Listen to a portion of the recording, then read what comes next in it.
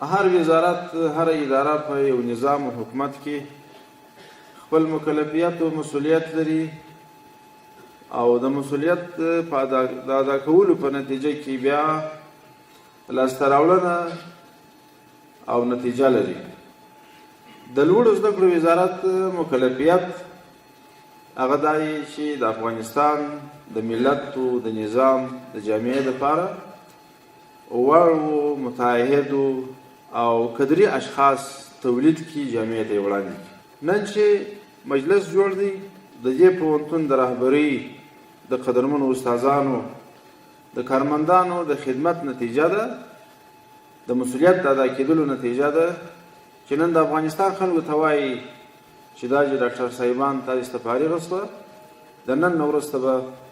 د دې ملت په چوپړو خدمت کوي او د ملت د صحت او د مرض چارې به پر غاړه باندې لري.